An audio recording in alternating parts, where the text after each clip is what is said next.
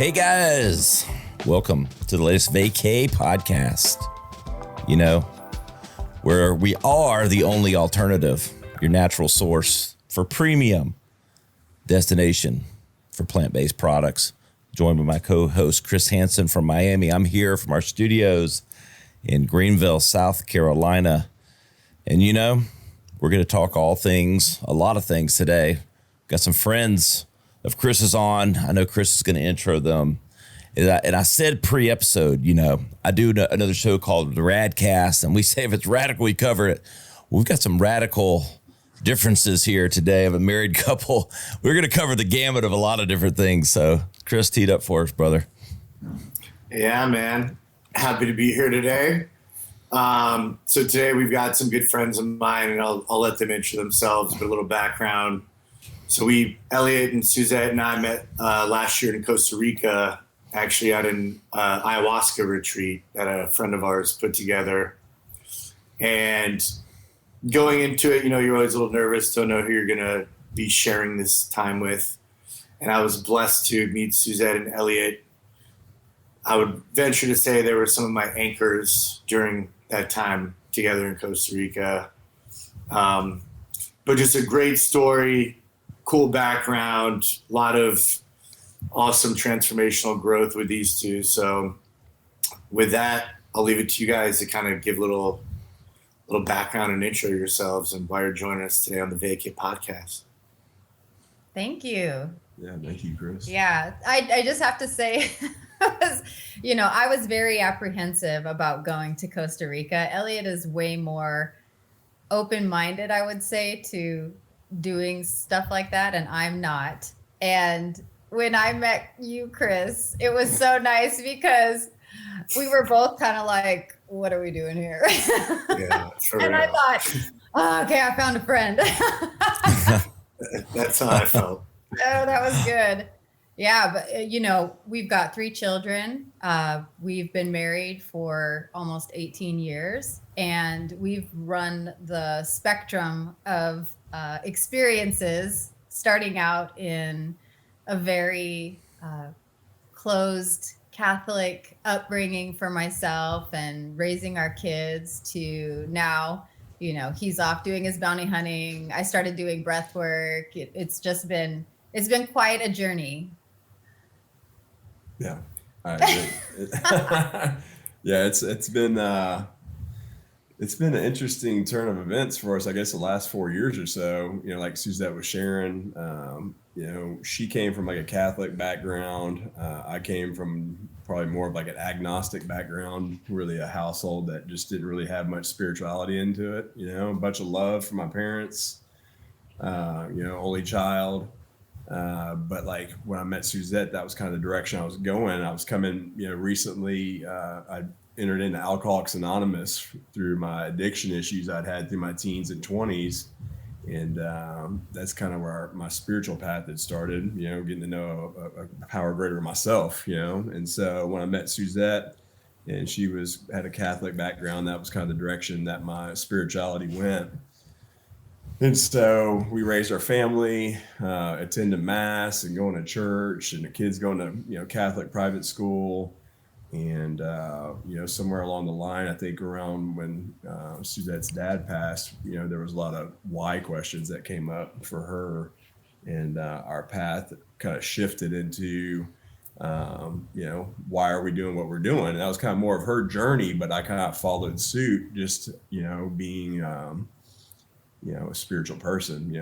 Some of the biggest experiences I've had with God have been in nature, in the woods, or even kneeling beside my bed praying, or in different experiences growing up. And so that kind of, wanted to open up our minds to more of some of these different modalities that are out there and different spiritual angles, even medicine, ayahuasca and different things I was very open to doing. So, that's kind of the beginning of our relationship, and kind of a quick jump up to the last, probably 15 years until we kind of came into the shift that we're into now. So What made, so you all three have done, I'm going to jump in because I get to be kind of the step back since you all three experienced one thing.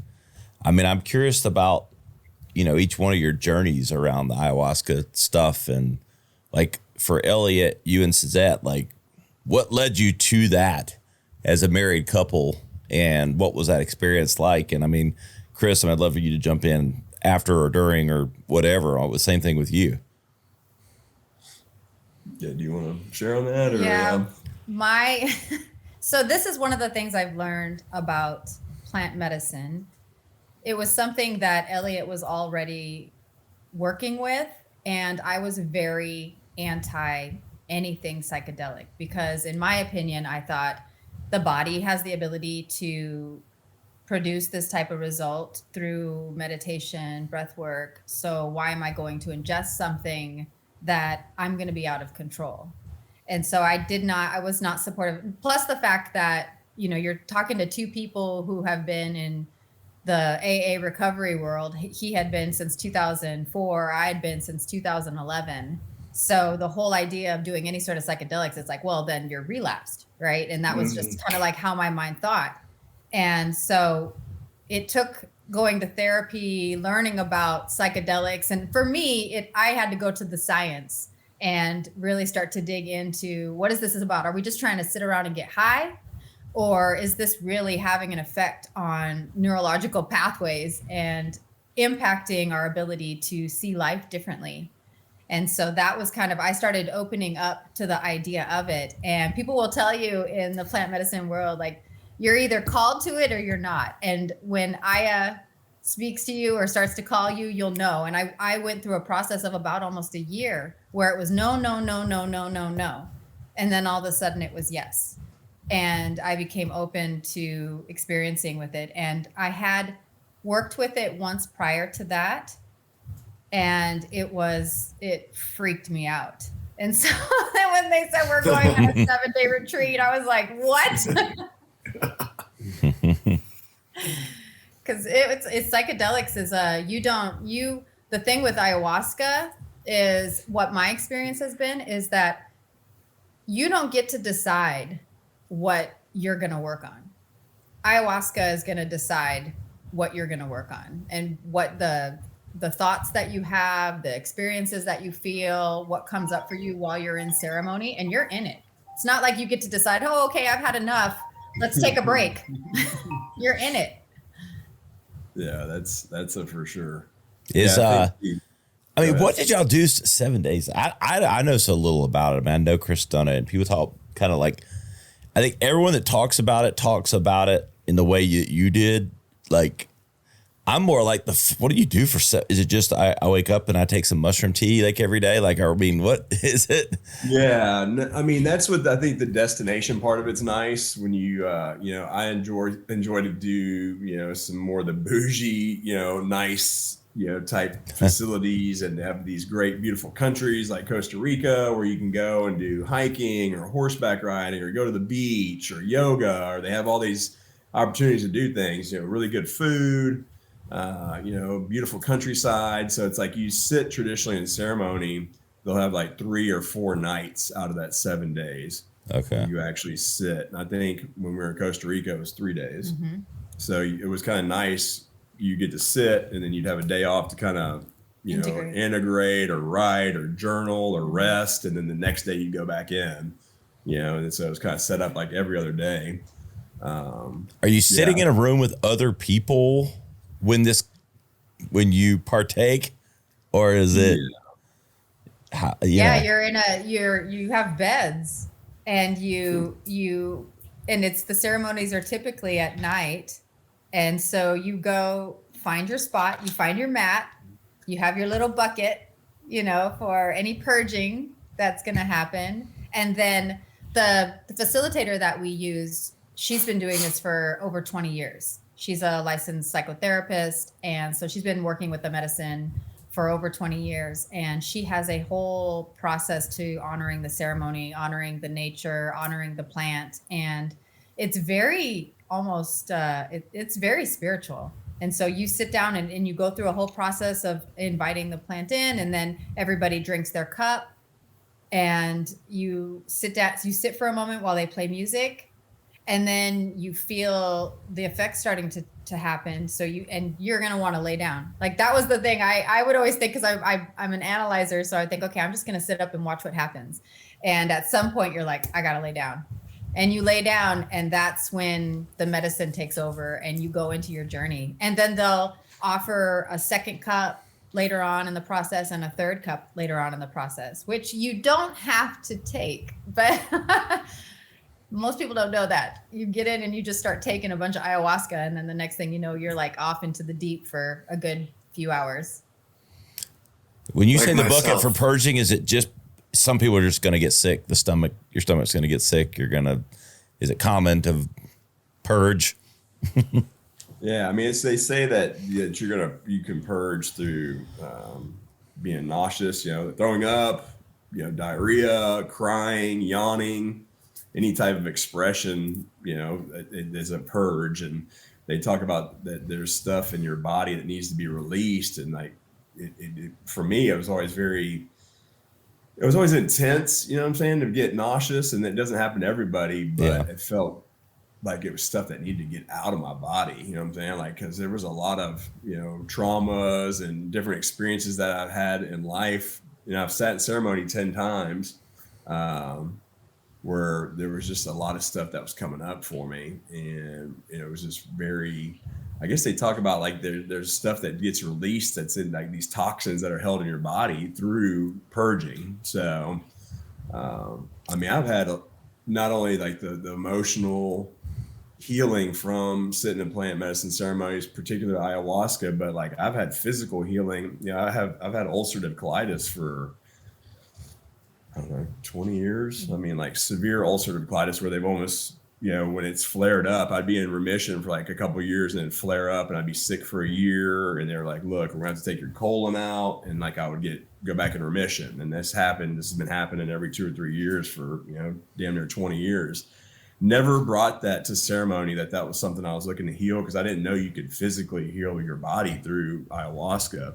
I can sit here today and say that my ulcerative colitis is completely gone after sitting in ceremony with ayahuasca. Like my bowels and my intestines have completely healed. And I don't know if that's from the trauma or the things that happened in my life, like visiting that and releasing that. I don't know if that's why I had the symptom of ulcerative colitis, or irritable bowel or whatever these symptoms are, was from these, whatever I was holding so tightly onto in my body. That was like something in my subconscious I didn't even know of. And I guess through the work I've done sitting in ceremony, I mean, I'm not gonna get too graphic with it, but I'm healed in that area. So does people, and we probably could talk the entire episode about this. I didn't mean to like completely like hijack it down the ayahuasca path, but I do think it plays into totally a lot of the alternative stuff we talk about. So I think it'll be fascinating for our listeners. I think the last thing I'd say is,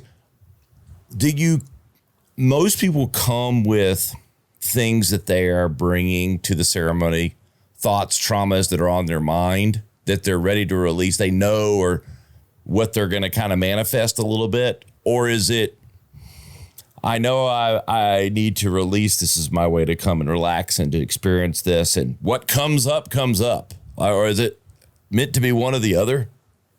It can be one or the other, because I've come at it from both angles, where when I first did it, I thought, I just want to be open to what the plant wants to teach me. Yeah. And you go in with that intention. And when you're in it, people will tell you, just make sure to surrender and breathe. And you don't realize how much we don't surrender to what is until you're in the medicine and you aren't wanting to think about what you're thinking about. You're not wanting to experience what you're experiencing. And the plant is like, this is where we're going.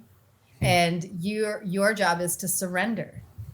And it's a totally different understanding of surrender and not being in control. So like for a lot of us that are successful in life, like even though we may, there's always a sense of control that we have about something. We have control, like we deal with control issues, and you get into that space and you do not have control. So you can go in with an intention And Elliot he's done some work about he's done more allowing in that sense, but I'll go in with an intention. Inevitably it'll start to take me in a different direction. And when you fight it, it just makes the experience of it that much more difficult. You don't get to go back and be like, no, I want to go this way. It's like, no.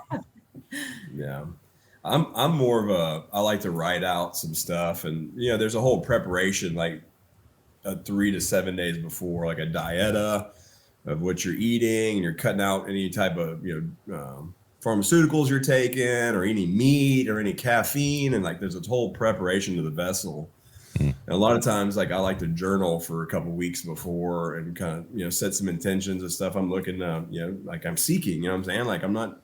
My days of taking psychedelics in my teens and 20s and blasting off and going to the laser light show in Houston and like a rock concert, those days are gone. You know what I'm saying? So like more of a conscious, intention-based sitting with the medicine. And she's always been pretty kind to me as far as like taking me through what I'm requesting. And like, I'm like, oh, this is really neat. And it's very timeline-ish, almost like film running through. And it's like taking me through my experiences. And she's like, this is this and this is that. And then she's like, all right, cool. So now it's my turn. And then that's where it gets a little tricky, like Suzette's talking about. And that's that's been one of my sticking points where I'm like, well, wait a minute, like I didn't want to go that direction. And then that's just where the struggle for me in some of these ceremonies to start, has been, where I'm like, literally getting ground into like, powder. Literally just, like, she's like, you're going to surrender. And I'm like, no, I'm not. And it's intense, man, for me, you know what I'm saying? Jeez. But also on the flip side of that, I've had the gratitude and the love and all the stuff that comes from that struggle and that surrender is what it makes it all worth it for me. So like sometimes in the medicine, it can be really tough for me, you know what I'm saying? And the being that I am, it reveals a lot of how I operate out here in the world. You know what I'm saying? Yep. And it's like that give and take and the control and like, I got this, God. And like, I'm kind of in here trying to rearrange and do everything my way and wondering why the world keeps slapping me in the face.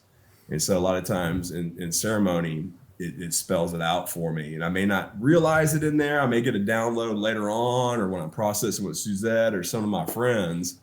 But, that's a little glimpse into kind of some of the breakthroughs I've had, Chris, do you want to just maybe touch on your experience briefly? And, we should probably come back to it in a full episode, but I think it'd be fascinating just to interplay. Yeah. And it's interesting listening now, because I'm like, I try to think back pre my experience and like talking like this, like, does this make sense to your average listener who's never done this? Because there's so much curiosity about ayahuasca right now. So many people are interested. And the first thing everyone asks me is like, did you throw up or did you like shit yourself?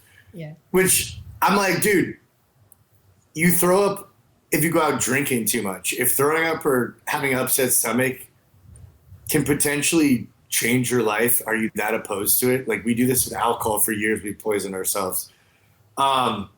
Which I didn't, my stomach got a little rowdy, but like I didn't throw up. I did have, tears, not even crying. Just, I felt like my tear ducts were just releasing all this. Like, You're crying. I'm not crying. Yeah, I swear I'm not crying. But no, I went into it really pretty open.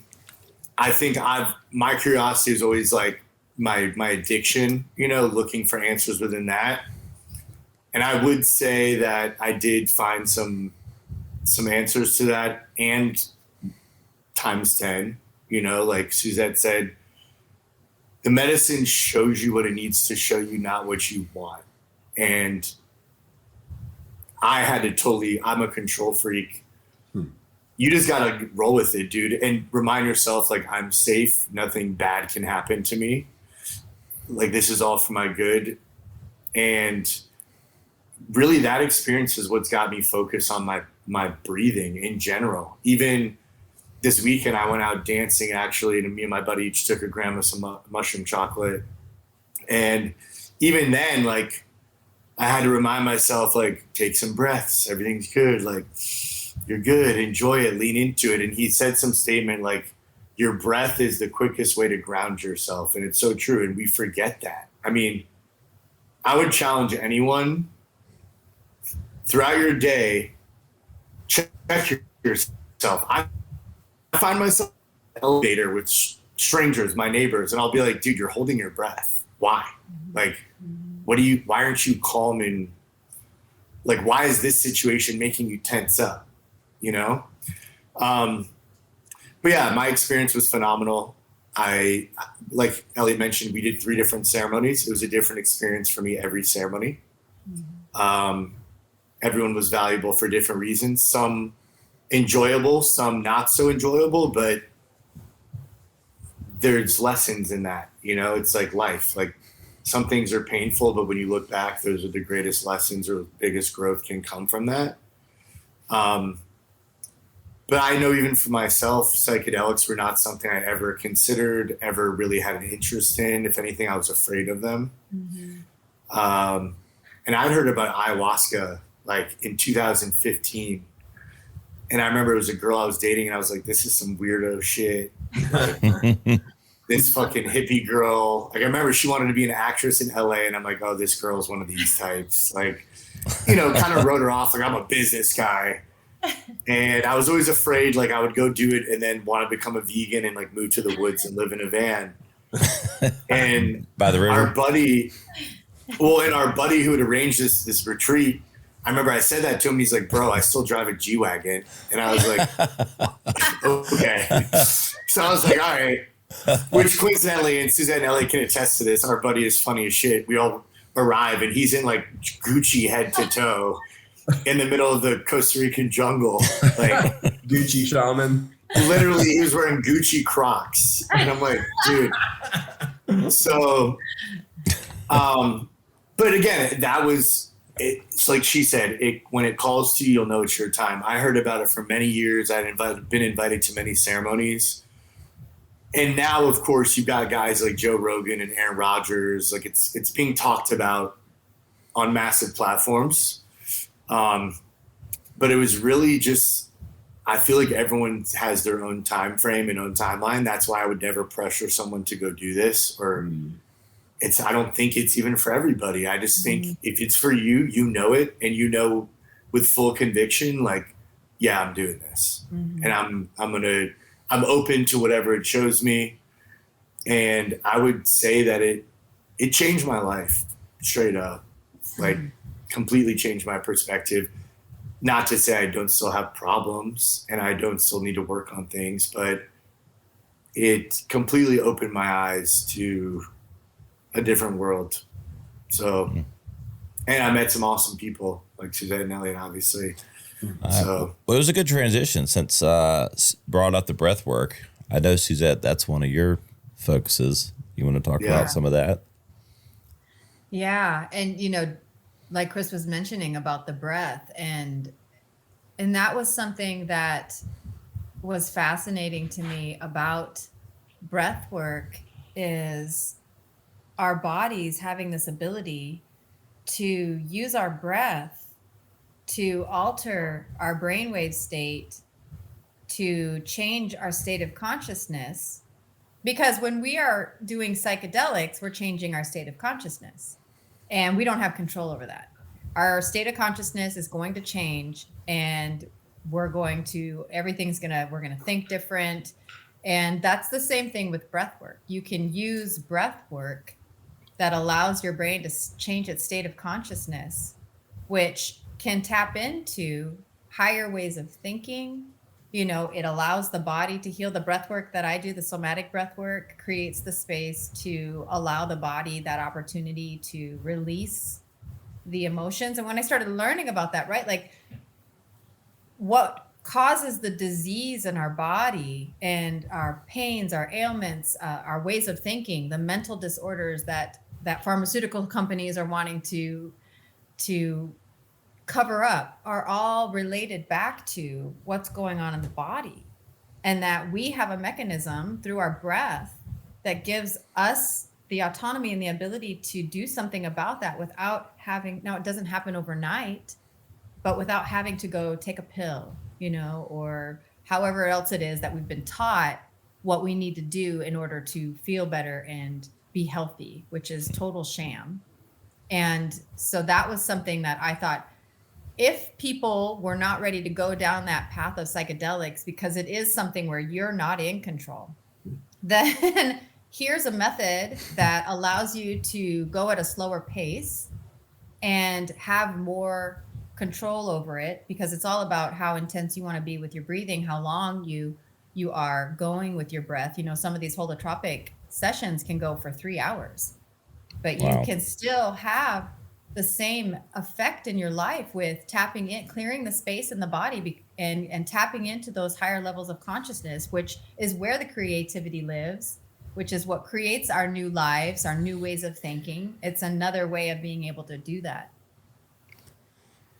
I know Chris done a lot of it, but I've done enough to know the power of the way it makes you feel. And it, we harp on this all the time. Part of the premise of our show is kind of anti-big pharma and the hypocrisy of what has happened with making plant-based medicine bad and lab-based good. At some moment in time, we got fed that bullshit, and I don't know. I think it's starting to get better, but it's definitely part of our premise to make it grow. But just our own ability to kind of, I'm not saying heal ourselves, but take control. Like, I think everybody on this has a little bit of, we all have control issues or wanting to do control. But for some reason, we ceded control of our problems or our things to pills and everything else, right? Like, and when we have this natural ability to help ourselves, the irony there is amazing. Everybody's a control freak, and we have the ability to help ourselves, but yet we cede that to something else. And we're so unconscious about it, and it's not our fault, because it's through repetitive programming that we get to this spot.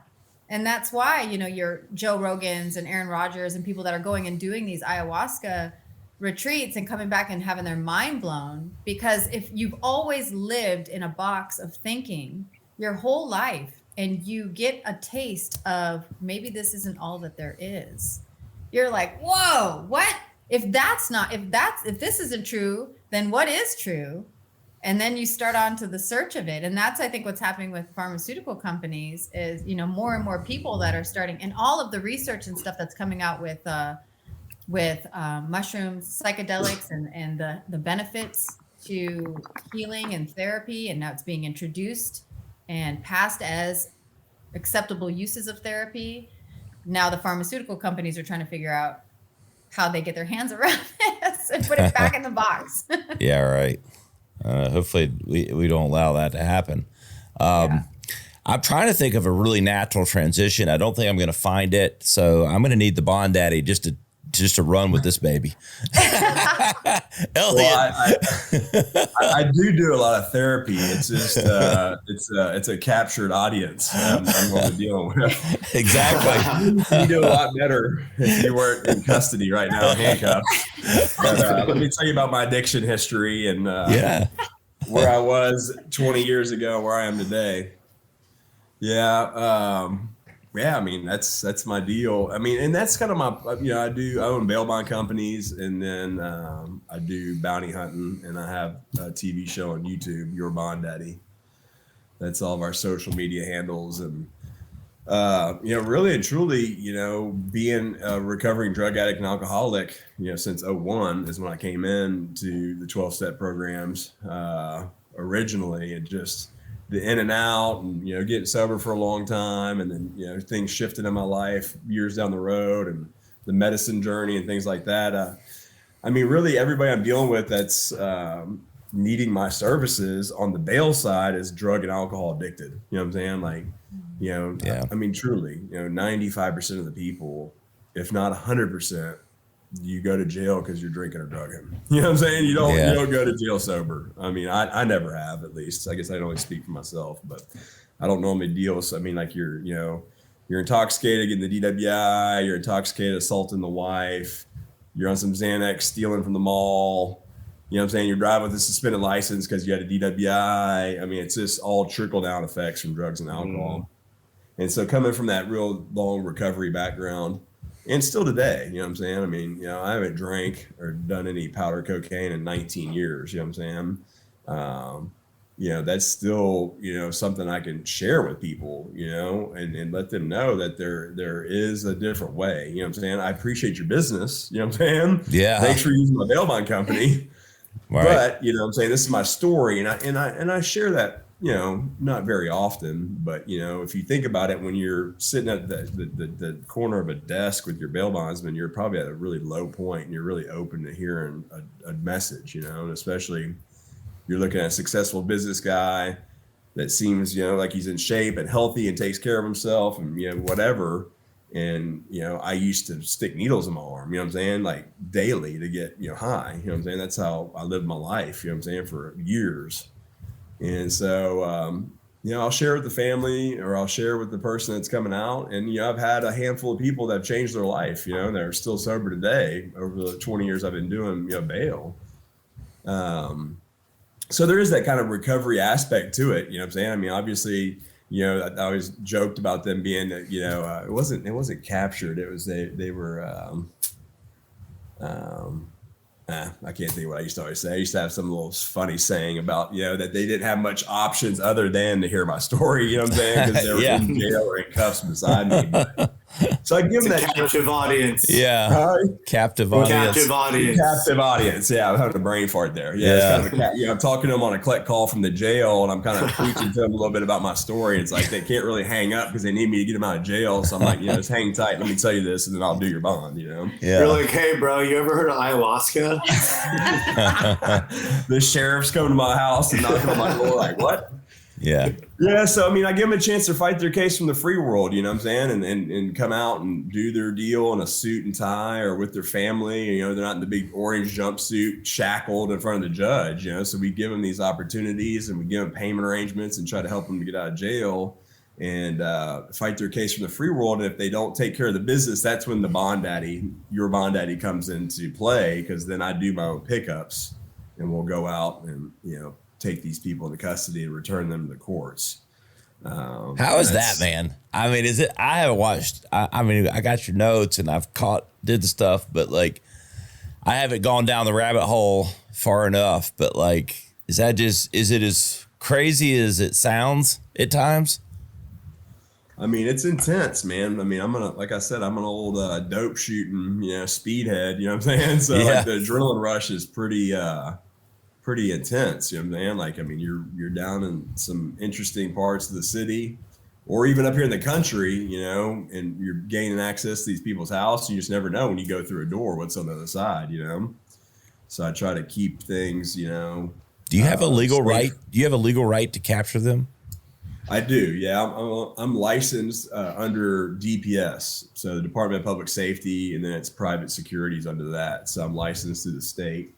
And I have all my paperwork and everything, you know, to be doing what I need to do and the warrants and all the stuff. And it's for the person, not the home. So a lot of times I'll go and we'll skip trace and kind of find out where these people are and what their habits are. And then we'll hit the cars and head out in the field and go start knocking doors and shaking bushes and looking for people. And I mean, it's have you had firearms pulled on you? I mean, like, what's the most, like, what's the craziest story or, you know, thing that's happened in hunting somebody down?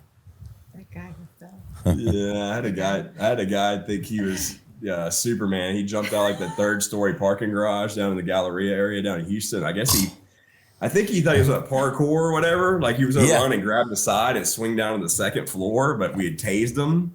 And so he kind of went flat like a board and just went right over the edge. Oh my God. And did he get hurt? We copped him as he was running, and like we thought he fell by the wall, but like when we got over there, he wasn't there. We looked over the side, and it was kind of like a movie. You know, he's all like on the cement down there, and I was like, oh my gosh.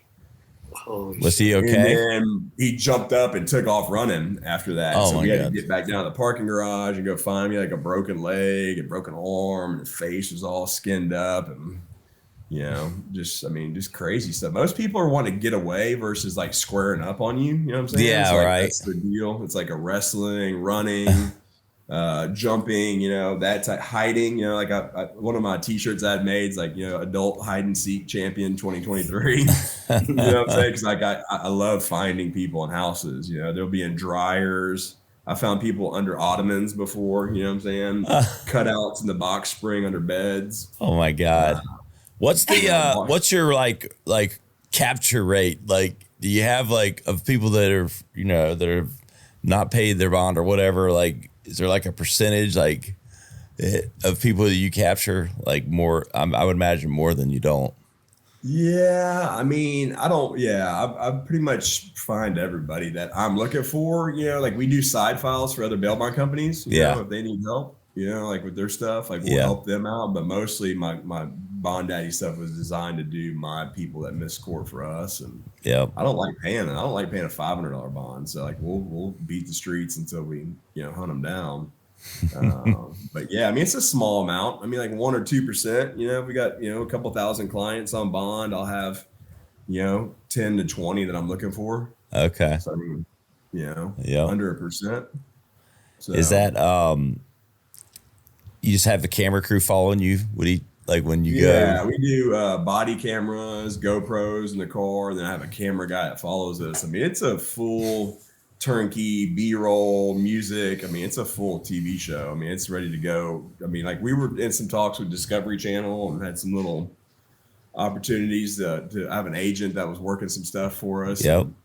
I just don't know. I don't know what that looks like. You know, if that's going to be something. You know, if I want to sell that idea or what we want to do. So I kind of like the freedom of YouTube. Yeah. But like it costs me a lot of money. I spend probably $6,000 a month. You know, doing your bond daddy. Yep. You know, I make like $500 from YouTube. You know, to do it. So it's kind of an expensive hobby. Yeah. Right. So You know, but it's got potential. You know, it's a It long does. game. You know, the YouTube organically, it's like an 8, 10, 15-year game before you can, you know, blow up. Or you could just have one video that sends you over the top, you know? Yep. Totally. So yeah, I mean, so yeah, we are a little odd mix. I mean, we got my breathwork wife, and then, you know, the bounty hunter husband, you know, a little Spiritual shaman guru. Yeah. Which that's what you know, when I first met you, I'm like, all right, this dude's not some fucking hippie soft ass, you know, like it's fucking bounty hunter out doing psychedelics. But when you think about it, it's been a lot of guys in like, well, it's military, law enforcement that have almost paved the way with some of this plant medicine stuff. Yeah. You know, it's not your typical what you think of, you know, when I think back like the 60s hippie movement shit. No, it's like a lot of hardcore dudes, alpha males that are kind of tapping into this and exploring. And I want to use an example of something you shared with me. I know one of your experiences, you talked about you've been doing all this tactical training, right, to get better at your job. And I remember when we were together, you said you had a vision, you know, of shit going south. Yes. Can you talk on that a little bit? Like, Yeah. and maybe how like the medicine has helped with your career or how you function as a professional. Yeah, that is the deal. I mean, like ayahuasca, you know, like not to deter anybody from it. I mean, you can have that near death or a mystical experience. I mean, my stuff's always been like a lot of, you know, letting go and a lot of just opening my mind to different possibilities or things I'm overlooking. And you know, one of my experiences in Costa Rica was that I got killed, you know what I'm saying, while I was in ceremony, you know, and I was it was very visual, you know, the house I was in, you know, the scenario, the person that got me, and then like even like seeing like the effects, like it was like a timeline issue, you know what I'm saying? I was like, you know, I died. I was like in the house with my wife watching her process without me being, you know, in the home anymore.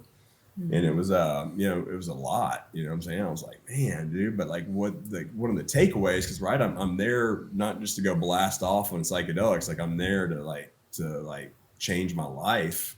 And the chances of me getting shot going in a door is like very, very, very that could happen. You know what I'm saying? Like one day I could leave here and go to work and somebody could kill me. You know what I'm saying? And in that experience, you know, I was kind of coming out and we were eating afterwards and kind of, you know, processing and talking. And I remember it just like I had to, like, so like if I go in that house and I'm clearing a house, I need to get everybody out of the house, because we didn't do that in that scenario, that experience in that ceremony. Like we went in, there was people in the house and I got shot, you know?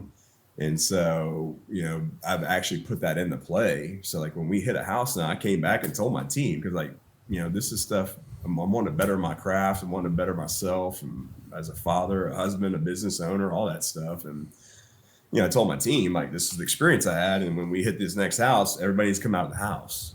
Like we show them our warrant, we gain entry to the house, everybody comes out, we clear the house.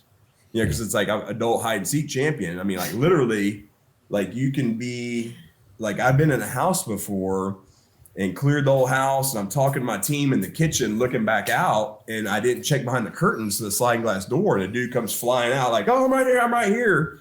And like I had my back to him. I'd already cleared the kitchen, and I'm like looking down the hallway talking to my guys, and this dude comes flying out of the curtains, you know what I'm saying, that were pushed open for the sliding glass door. He was just, I didn't check there, you know what I'm saying, but he could have come flying out with a gun. And I mean, that's a fugitive I'm looking for, but the easier you can get the distractions out of the house, because like when somebody's trying to hide somebody in the house, they're very talkative and they're trying to engage you and they're trying to talk to you and distract you. So it's like, you know, from that experience I had, we know now, we come in, we remove everybody from the house, we do our job, you know what I'm saying? We get the fugitive and we leave, or we tell the people, thank you, let them go back in their house, we put their house back together and we go, you know what I'm saying? So, I mean, I appreciate you bringing that up, because that is a common practice now since we got back from Costa Rica. We clear. Yeah, I just think it's important for, at least for me, it was like I didn't ever go into the experience thinking this could benefit me in my career, you know? It was more of how can I help me on the inside? But I think looking at it like, dude, it expands you in every way possible. Like, I think it's just such a transformational, expansive experience, and it might not always be pleasant, like that experience. Because I remember talking with you about it, like, you know, around the fire, and then, okay, this is a negative, but how can I apply this to a positive in my day to day? Like, I think that's just such a powerful thing to share. Yeah. I that's funny, because I put that into play and it kept moving. That's how a lot of life is, right? You have these experiences and it's like, yeah, you know, I mean, and I've done a lot of journaling, and the Aya group that we sit with now, the nice thing with them is that we have calls we get on every week, like a little Zoom call, and we integrate, you know what I'm saying, weekly, you know, and we've been getting together for months since then. And it's nice to keep that stuff fresh in your mind and check in with that community, you know what I'm saying? I mean, because that's one of the things I missed from leaving religion, you know what I'm saying, was having that community. That was the big thing for me about attending mass. It was like you saw your friends and your kids, and you had this like group of people that you saw once a week or, you know, more frequently. So it's nice to have a community in this arena too, you know, so it's got people that hold you accountable and people to process with, and, you know, I'm a social being. I like having friends and stuff. So, how often are you guys doing I mean, you're in that weekly thing, but how often are the ayahuasca trips or whatever journeys? Well, we haven't.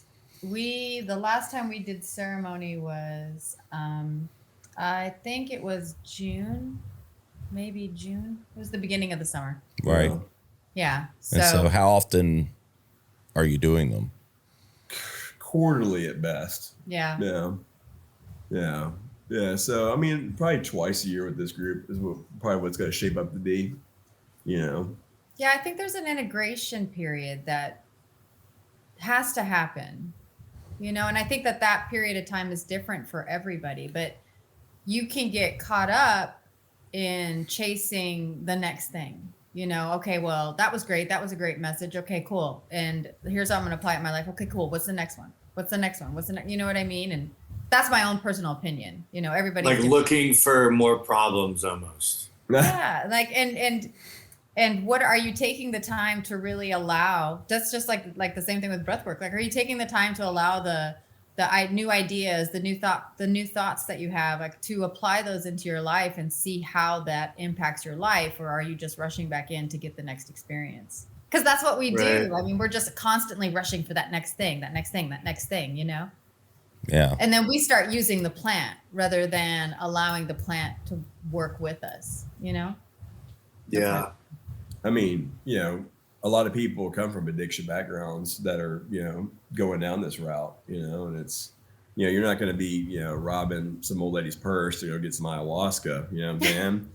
You're not, but you still have those. I mean, yes. like it, you know, when people talk about it, I don't have addiction problems. I don't have issues with alcohol and everything like that.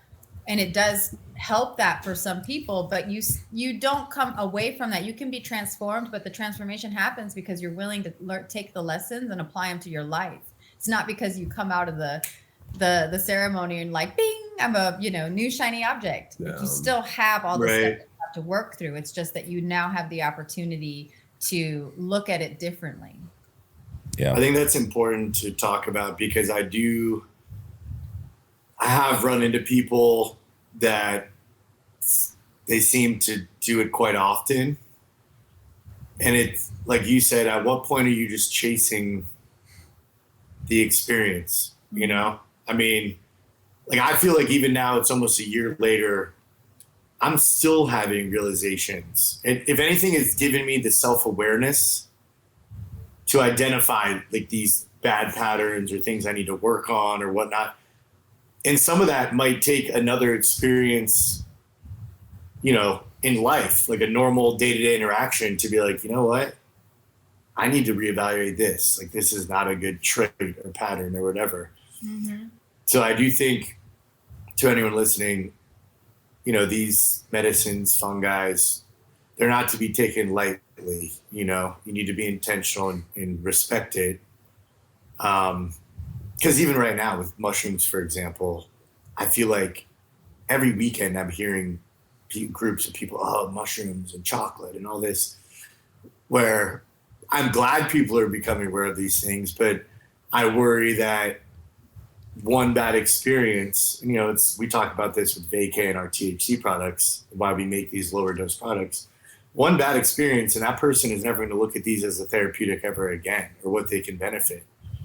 So I do think it's something that people need to be intentional and do your research and like you nailed it.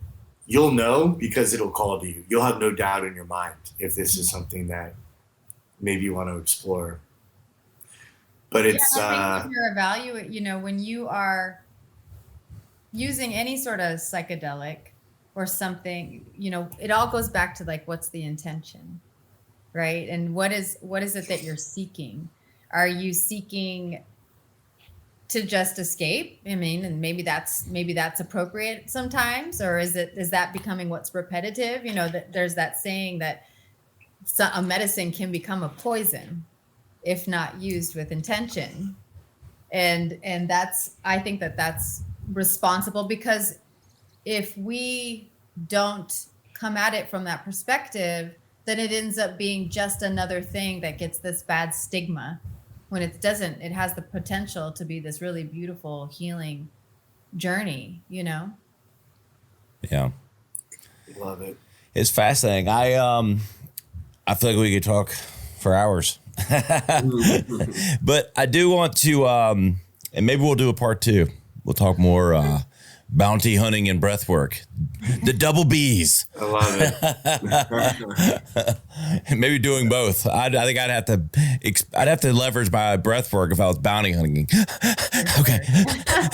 Yeah, I always tell people to come in town and we'll take you out and go out to the ranch and we can go pig hunting and go fishing and go hunt a human and do some breath work. Don't come to Houston. There you Sign go. me up, bro. Yeah. Hey, that sounds an experience. I'll ride that ride. Is that Carowinds or it's Six Flags? Hey guys, tell everybody. I know you probably both have links and social media handles, all that stuff, and your Bond Daddy. So let's tell everybody where they can keep up with everything you guys are up to. Yeah, mine is my first name, last name, Suzette Sondag, which is my Instagram handle, and then Healing Breath Texas is my business. Yeah. And then Your Bond Daddy. That's our YouTube, TikTok, Instagram, Facebook. We're in between seasons right now. We have 59 episodes up on YouTube right now. We're kicking off season 2, hopefully here in the next 30, 60 days, and got some stuff kicking out there. And that's it, man. That's us, man. Love it. Thank you, Elliot. Yeah. Thank you, Suzette. Really appreciate you guys coming Thank on. you. And Chris will have to drive me to Houston next time, and we'll do all kinds of pig Say hunting when. and breath work. I'm hoping the medicine starts calling to Ryan sometime. We'll see. Yeah. And then we can do a proper ceremony. There we Yeah, go. we go to the ranch house and do it up right. That's for sure. Cool. Well, thank you guys. Appreciate you coming on. Hello, everyone. You know where to find us, the vacaypodcast.com. You can also find us at vacay.global on Instagram. For Chris Hansen, I'm Ryan Alford. We'll see you next time on the Vacay Podcast.